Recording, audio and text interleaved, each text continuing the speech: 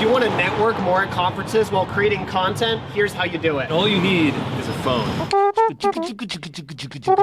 Chicago is the Digimarcon Midwest, which is a really great event. Being in Chicago was such a cool experience for me. It's been probably, 15 years since I've been there. One of the things that I realized is that by capturing content at a conference, create deep relationships with the people that we meet there, then we can also create content that we bring back with us that we then share with people, having something to show for it after the event. So here's some key learnings that I got from this conference. So the first is figure out opportunities to create content at a conference. Record a podcast with someone. You can record a podcast anywhere. The mic on our phones is pretty decent, but you can bring even a USB mic and get a decent recording from that. The second thing is that if people are going to ask you about your platform, about your product, about your service, try to capture that content as well. You can set up a quick little tripod, even one of those little flexible tripods that you can get on Amazon. Throw a camera on yourself as you're explaining something, that you get a recorded asset that you can put on YouTube or Facebook. You get to share something with them, and most of all, you get a piece of content that you can put on your social channel that attracts other people. Sometimes people actually get really excited about being in those videos because it gets them a little bit of publicity, or it's just kind of fun for them. Sometimes they'll be willing to be in your shot, which I think is pretty cool.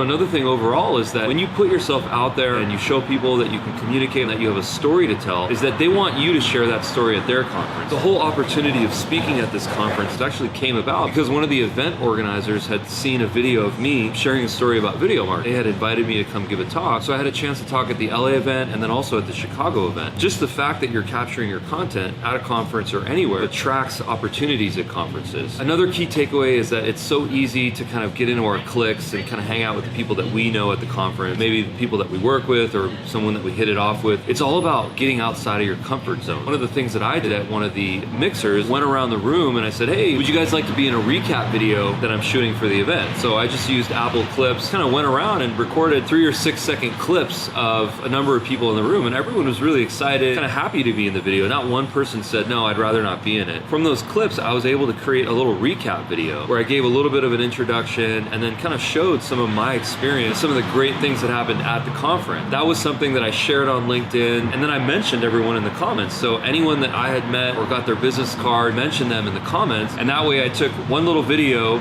with some of the people that I met, some of the experiences that I had with people, shared that with everyone in the network. Not only did they see it as an additional sort of touch point to get to know me and maybe what Dub is, but also to kind of forge a relationship. They can get to know about you and your life, but also people outside that mix, people beyond that sphere, see your content, learn about you, learn about your company, learn about what you do, get to know you, and then open up new possibilities, new doors for future events. So one of the people that actually really helped me to use simple devices to capture content, to share content is Shannon. How do you go through your existing workflow where you're networking and meeting people, but then also capture content? I think a big barrier is that people feel awkward recording certain conversations, or they don't know when the right time to record. They don't want to interrupt a conversation flow, or they don't want to be rude, or they don't want to feel awkward recording. I think a good strategy for that, conversation's winding down with them, take a moment and say, hey, could I maybe interview you for a video that I'm making? If they say no, that's totally fine. Be like, oh yeah, no problem, because not everyone wants to be on camera. But if they're okay with being on camera, then just pull out your phone. The interview format is really easy to do. You can flip the camera around to selfie mode, get you in the frame as well. So what about,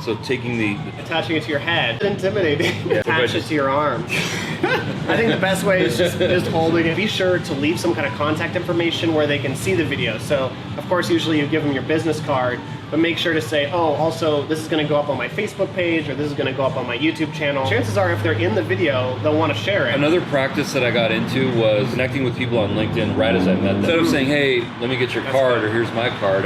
Cards are a little bit outdated now. Everyone's on LinkedIn. I'll quickly connect with them right on the fly. After you have that conversation, and if you recorded a video with them, then later when the video is posted, you can tag them in the comments, and that'll give them a little notification when the video goes live. How can someone go to a conference with minimal tools and record podcasts? You can use voice memos on iPhone or a similar audio recording app on an Android device to record. I'd say invest in an affordable microphone such as the Yeti Nano. You will have to plug that into a computer. A podcast at a conference, you'll need at least 30 minutes to an hour to set aside kind of alone time with that person. One of the tools that's really helped me to streamline my whole kind of photo and video capturing process is Google Photos. Google Photos is a great app because you can take your photos and videos on your Apple or Android device and then automatically sync them to the cloud. But what's really cool about it is that you can create albums with photos and videos from a couple of days, from an event that you went to. And you can use the Google Photos Assistant to automatically export a really good looking video. It automatically selects short clips from multiple videos and photos,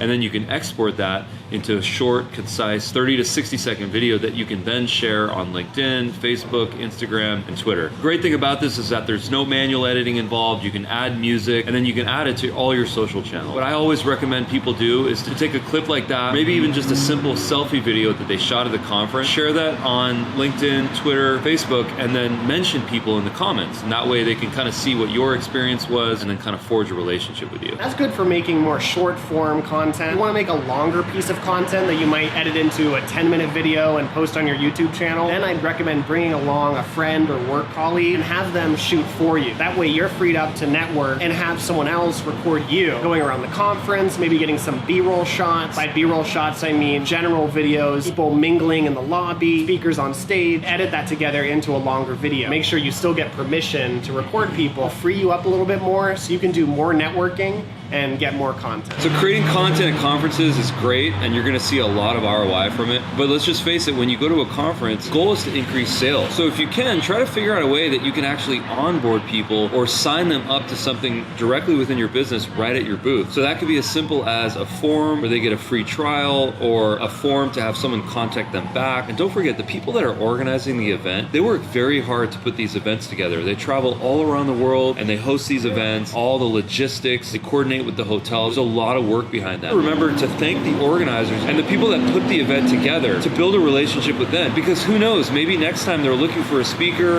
or they're looking for someone like yourself that can go and participate at one of their future conferences. Thanks again, Aaron, Andrew, appreciate you guys. Typically when I'm at a conference, kind of working the booth, someone has questions or if they want to get some info. This time I said, hey, listen, what do you think if we record this tutorial video and make it available for you? That way you can have a recorded version of it. Also, I get to have something that I can kind of share. I had a chance to sit down, I think for probably over an hour. This really interesting guy, his name is Dr. Terry Shintani, Harvard educated doctor, kind of into wellness, just like holistic living. A lot of this is new for him. Digital marketing, creating content, creating YouTube videos. DrTerryShintani.com is his web address, right? Right. He's done a great job. He's got this following of several hundred people on YouTube. He's got this nice channel, deep dive on his YouTube channel, and helped him kind of optimize the whole thing. And that was a lot of fun. Then we also did some tutorials, how to record a screen video and then how to email a video. I was doing a survey of best speakers. One of the best speakers was Robin, who founded Dub organization. I did not pay him to say that, I promise. The question is, can Ruben do this for 25 minutes straight, starting now? Thanks for watching this video, and be sure to subscribe for more videos.